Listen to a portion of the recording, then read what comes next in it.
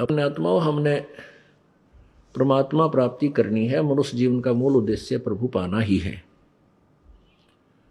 यदि हम इसके हटकर कोई भी कार्य करते हैं, वो तो पशु भी कर रहे हैं, पक्षी भी कर रहे हैं, सभी अपने बच्चे उत्पन्न करते हैं, उनमें मोह ममता, उनके उनके बारे में चिंतित, फिर मृत्यु, सभी ऐसे ही चल रहे हैं। यदि हमने मनुष्य जीवन पाकर परमात्मा प्राप्ति नहीं की, यानी सतलोक नहीं पहुंचे, फिर चाहे हम यहाँ पर प्रधानमंत्री बन जावा और चाहे देव पद प्राप्त कर लें, हमारी दुर्गति नहीं मिट सकती। जब ये प्राणी मां के पेट में था, मां के गर्भ में जब प्राणी होता है, इसको पता होता है, जीव को, मानव शरीरधारी प्राणी को मां के गर्भ में होता है, तो इसको पता होता है कि अब तेरी आगे चल के क्या दुर्गति होगी, तेरा के बुरा हाल होगा। और ये दुर्गति किस कारण से हुई? कि मैंने भक्ति भगवान की नहीं, किसी मनुष्य जीवन में। तो अब वो बार बार कहता है, परमात्मा मैं आपकी भक्ति करूंगा, एक बार इस नरक से मुझे बाहर कर दे भगवान, मैं तुझे कभी नहीं भूलूंगा। अब मुझे सब पता चल गया मैं ऐसे क्यों दुखी हुआ। और फिर जब ये बच्चा बाहर आ जाता है, बाहर आते ही ये 3 इंजेक्शन लगा दिए जाते हैं काल द्वारा। रजगुण ब्रह्मा, सतगुण विष्णु, तमगुण शिव जी, इन तीनों अपने पुत्रों को एक एक गुण से युक्त कर रखा है।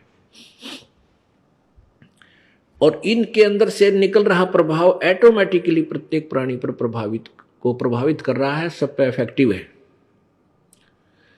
अब जैसे ब्रह्मा विष्णु महेश कहीं भी रहें, उनसे निकल रहा गुण प्रत्येक प्राणी को जो है ना प्रभावित कर रहा है।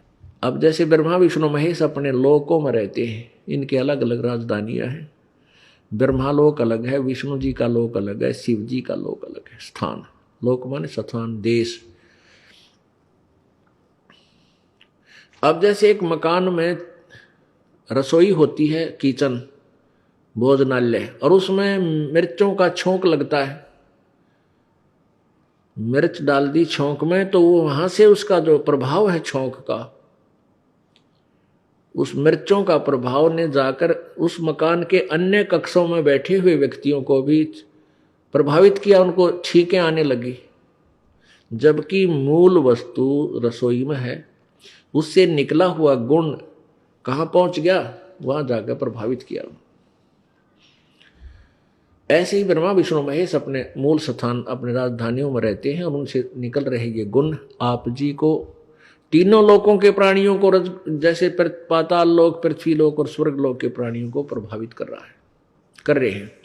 तो जो ही ये बालक मां के पेट से बाहर आता है, इसको इन तीनों गुणों के ऑटोमेटिक इंजेक्शन लग जाते हैं, ये अचेत हो जाता है, इसको कुछ याद नहीं रहता। फिर इसको नए सिरे से यहाँ का ज्ञान कराया जाता है।